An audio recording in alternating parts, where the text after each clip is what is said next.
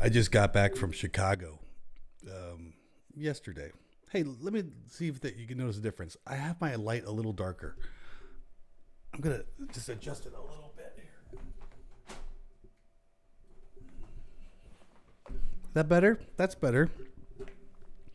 I just flew in from Chicago last night. Got to bed like at 2 a.m. I was there for 4 days. I had my wedding anniversary, so the wife and I took a trip to Chicago and did all the Chicago stuff, like see the Bean and go to the top of Willis Tower, Sears Tower, depending on how old you are and how long you remember. It used to be called Sears Tower for decades.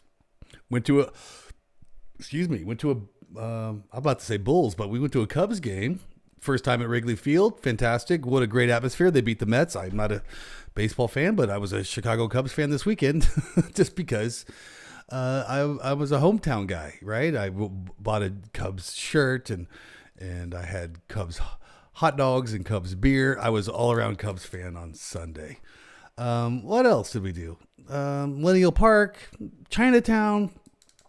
We did a lot of everything, shopping, all the fun stuff. But so it's back to work. But happy Tuesday to me and to you, or whenever you decide you needed to watch this video. I wanted to give another tip and trick about Zoom and meetings and how to pull off being a good presenter.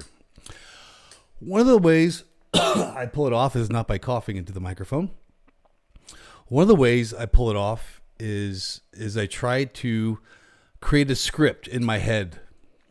I try to create a script in my head. I mentally go through what I'm prepared to talk about. I actually then practice my talk track before the meeting, record myself, watch the recording, learn where I need to improve, utilize Zoom IQ. I talked about that last week. Notice how I use filler words like and try to cut down on that. Pause, talk slow, emphasize my points. I do this as I prepare for a meeting. You should be doing this too as you prepare. If you're a presenter, and almost all of us are anymore, if you're a presenter, you need to hone your craft, and this is part of it. Is put work into being a better presenter. We are not born.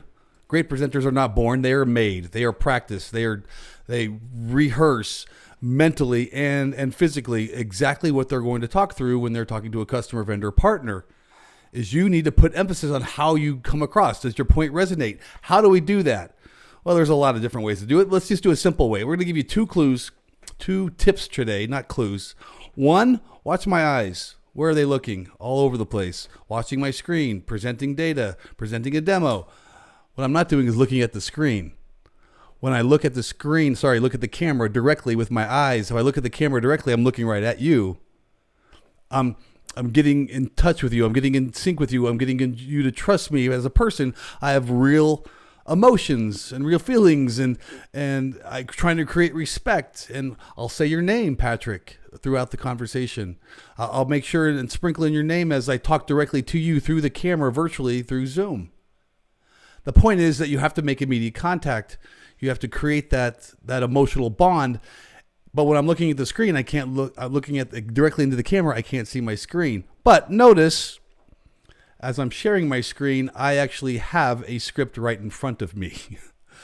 If you notice the position of the script, it is to the top right-hand corner of my screen. Guess where my camera's at? In the top right-hand corner of my screen. Therefore, while I'm reading the script, which is just slightly down from my camera, you're going to see my eyes shift looking directly at the camera, but also looking at the script that I created.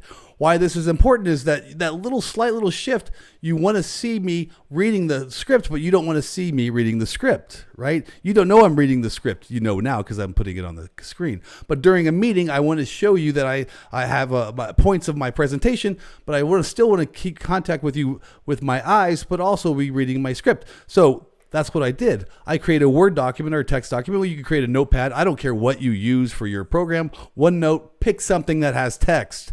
Then put in there the text that you're going to read. That way you can pull it off by looking at the camera. They don't know you're looking at your script, right? So what I do is I make a script of what I'm going to say. I don't do word for word. I do some keywords, and then I kind of wing it off those keywords. You can do whatever you feel comfortable with. If you need to have an entire script word for word, make sure you practice it so no one knows you're reading. Have the text big enough that you can literally casually find exactly what spot you're in. And then manually move that script, because you can't do, there's a lot of prompters that actually you can start and they will start flowing, but that's not natural. I'm not going to be speaking this entire thing naturally because I might have questions. Might need to pause. Somebody might be raising their hand. Therefore, I need a program where I can control all this manually and not go through a well-rehearsed screen share or screen scroll. So I scroll everything manually. So let's do a little practice here. Let's do a little role play. I'm going to read my script, and you can see if you can follow along with me and see if I'm actually paying attention to the camera or the script. This is a sample script I wrote. Notice that it's has really big font as I scroll through this page. I can easily read the text as I look into the camera. I'm going to manually go now. I can create these highlight words to help me emphasize my points. For example, everything in yellow, I don't read. It's more of a reminder to be on time, to slow down, to ask if anybody has any questions. Therefore, I don't have to remember this during the course of my presentation. It's literally written for me right in front of me. So I can obviously, as I'm reading through my script, I can see where it says slow down in capitalization and highlighted. I know in my head that yellow means do not read. Yellow means take into account. So I'm going to slow down here, emphasize my point here. Hey, does anybody have any questions? I color code things to help keep me on track. I actually use the green highlight to emphasize the point. So when I read color code things to help keep you on track, I know mentally that green is to emphasize that sentence.